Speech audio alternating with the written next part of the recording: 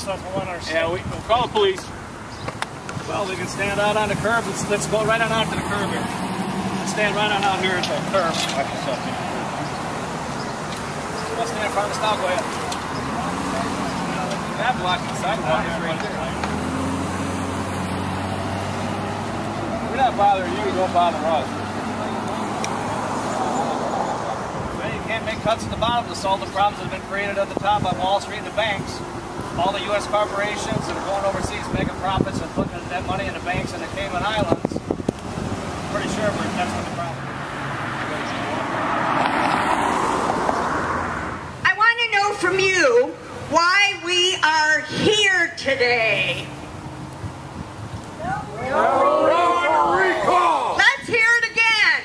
No recall! You are absolutely right. And you know what? We spoke in November. And didn't they hear us? We have to let them know what we mean. No recall. Today we come together on this glorious day to send the message of what we want once again. I guess they just didn't get it. So Lenawee 912 Forum and its member, Devin Stevens, we wanted to get everyone together so we could loudly and clearly repeat ourselves. No recall. And this morning we even had a citizen stop right out here in a big red truck saying, it's about time somebody shows up. I'm sick of looking at that other corner. So thank you for being here today. Now, one of the things I wanted to do to get things started, I wanted to review what we said in November. The values and freedoms that made our country great are still under attack. We continue to have to battle to save them. Do we believe that we must return to the principles of limited government embedded in our Declaration of Independence and the Constitution and the Bill of Rights? Yeah. Do we believe that? Are we willing to continue to stand up and protect these principles for this generation and the ones to come? Are we going to do that? Yes. Have we had enough of the corrupt machine dictating our future and trying to undo what we so clearly voted for last November? Yeah. Abraham Lincoln once said, public sentiment is everything. With public sentiment, nothing can fail. Without it, nothing can succeed. We are here today speaking public sentiment, and that is what? No recall. And thank you for being here because it is the right thing to do. If we stick together, if all of us stick together and represent the principles that our forefathers so fervently fought for and support our first-rate conservative representatives that we have here in the crowd today, then we are going to be able to let our sentiments be heard. We currently have politicians and some people who want to continue to spend recklessly, pile up the debt that is bankrupting our nation. They are giving terrorists the same rights and more than we have. They are taxing us to death. They are intruding in our daily lives, and they have nationalized our healthcare system. This is all happening against the will of the American people.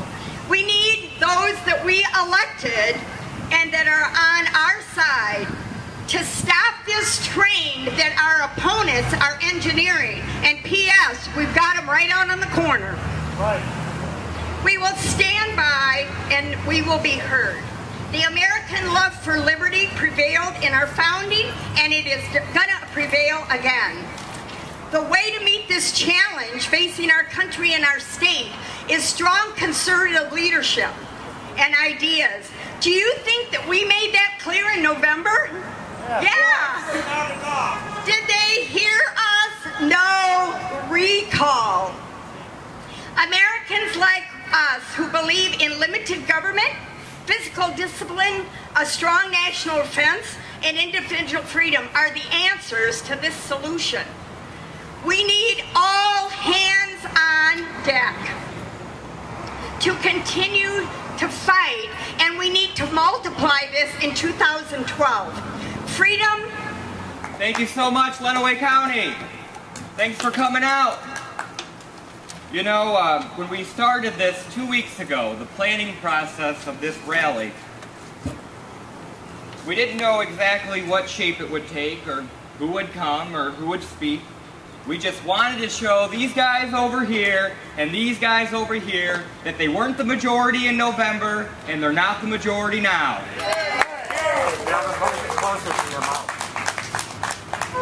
So when we set out, we got together with the Lenawee 912 Forum, myself and I, and sat down with a committee of about 10 people in the playroom at McDonald's, and we decided that we were going to have a rally.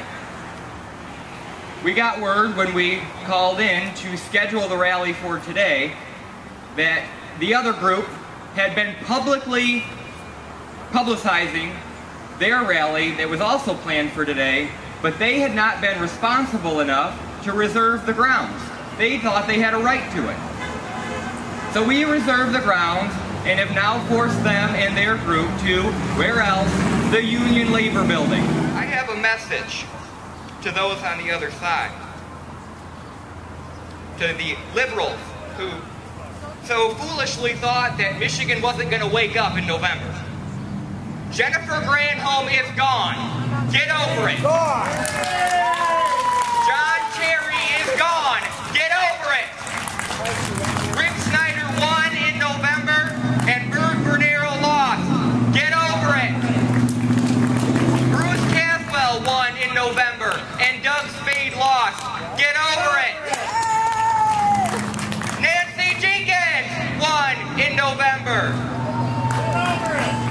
And Harvey Schmidt lost. Get over it.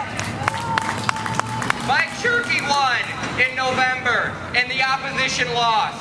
Get over it. Michigan is ready to move on and leave your failed policies in the dust. Get over it. And that's what we're here to do today, is to spread the message that Michigan is ready to move on. Your policies have failed us for the last 8 years, and we're ready to take our state back and get it back to the roots that it was founded on. And they claim to represent all these groups of people. I got an email in the early days of their recall efforts. Devin, we know you're a conservative, but you're a public school student, so you can't support Rick Snyder. You can't support Nancy Jenkins. You can't support Bruce Caswell or Mike Shirkey. I do. Because if taking the cuts now is what it's going to take to restore our state and secure the future for our future generations, let's do it. We're very transparent about their desire to help put Michigan back on a stable financial track again. When working with a financially broken state, there is no quick fix. When Representative Jenkins was sworn into office, she said, and I quote, "Residents have been very clear in their assessment of state government.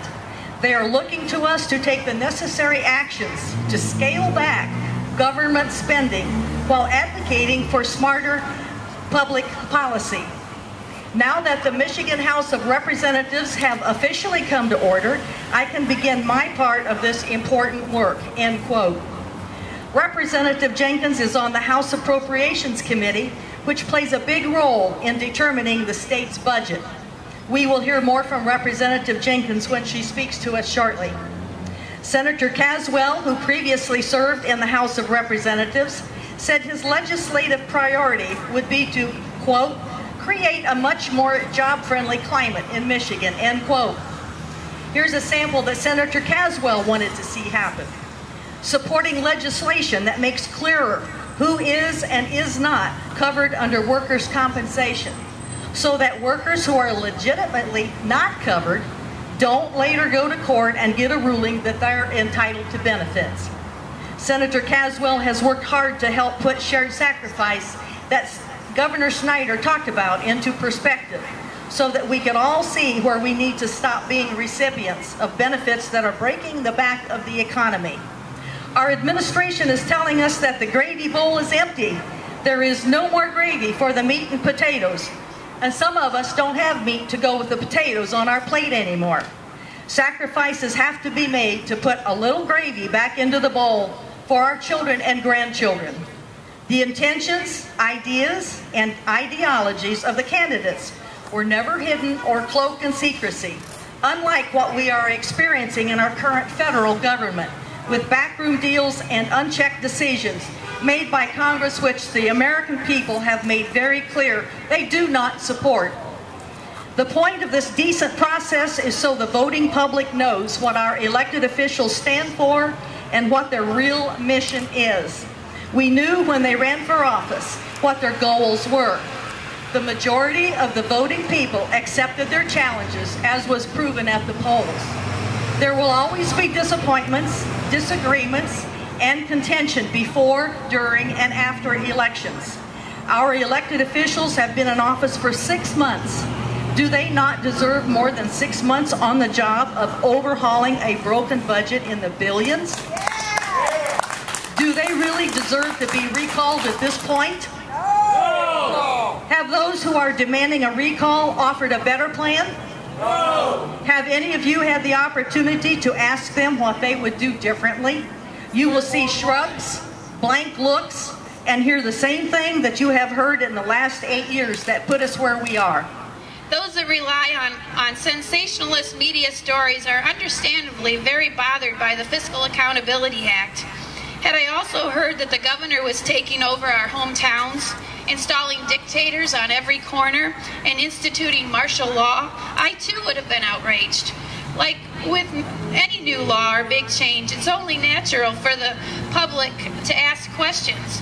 As legislators, we welcome and value public input and earnest dialogue. Unfortunately, however, there are also those that for their own political or personal agendas are eager to spread a half story, ignoring the background and facts of the law, while distorting our other elements to spread baseless fears. Fear, after all, spreads much faster and further than facts.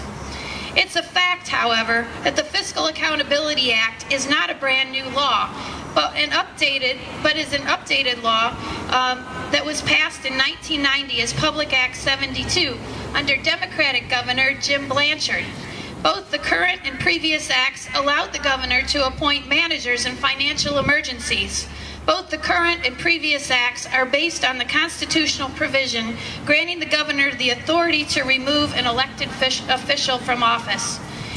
It's a fact that emergency managers have been appointed numerous times by previous governors, and always in cases where existing elected officials cannot or refuse to address costs. Governors as well as emergency managers have noted that the previous law did not actually allow emergency managers to make necessary changes. More so than before, emergency managers under the new law exist to fix the most difficult problems in the most extreme circumstances, not to subvert local government. It's a fact that the Fiscal Accountability Act sets up a series of triggers that will allow the state to review possible fiscal emergencies, as well as a process to enable earlier communication and cooperation between the state and local authorities, with the ultimate goal of preventing local units from falling into financial emergencies. The whole intent of the legislation is to be preventative and to make sure that emergency managers are the last possible option and not the only option in the fight to save a local unit from bankruptcy.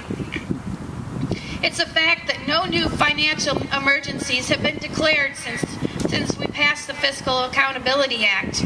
The new act creates standards in the law for identifying financial emergencies where none existed before. The governor is not free to, as often implied, appoint them wherever he pleases. Many would have the public believe that the law creates new overreaching abilities for the state, but in reality, it restricts the state's ability to use existing powers.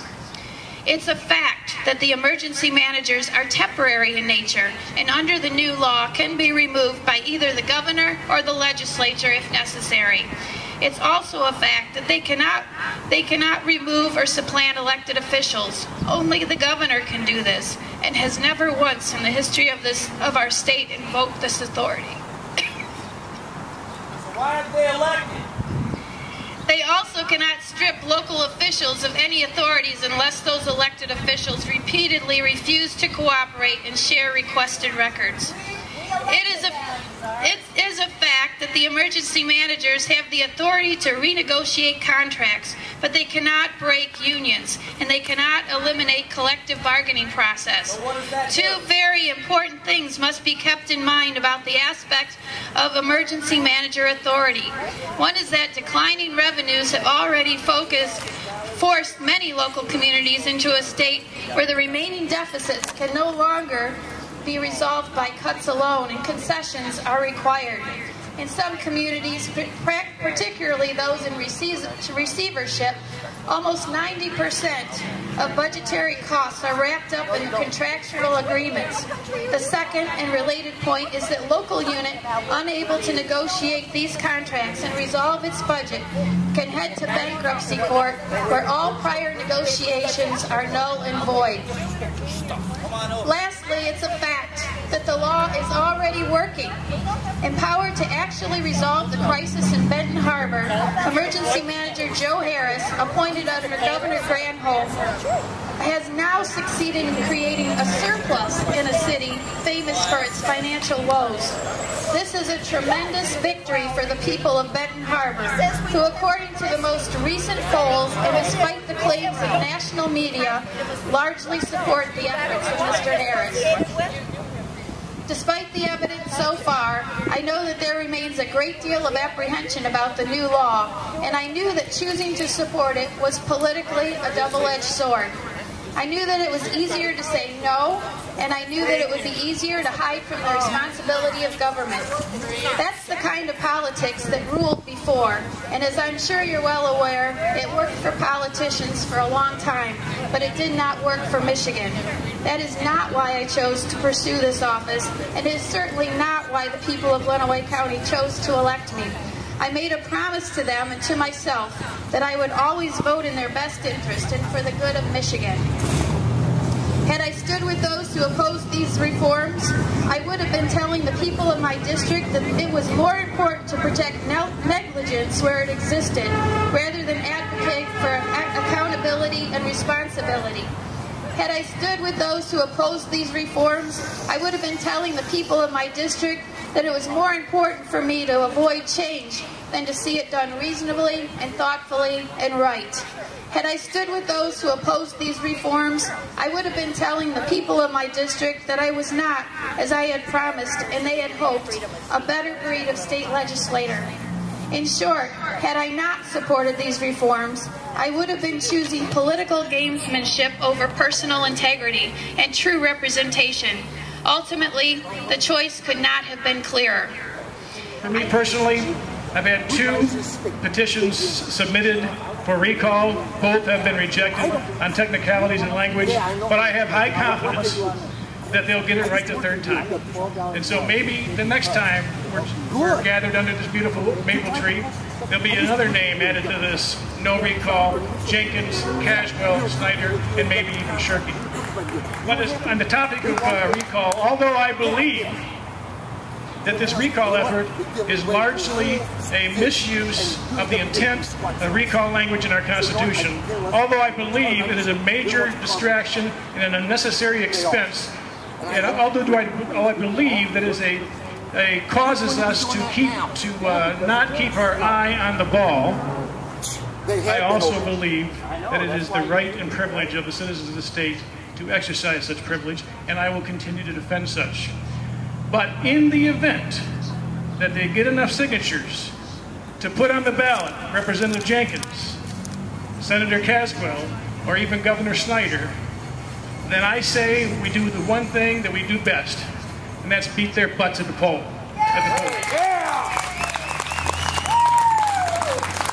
So I want to thank you again for, you guys may feel like you're small in number, but you're great in heart, okay?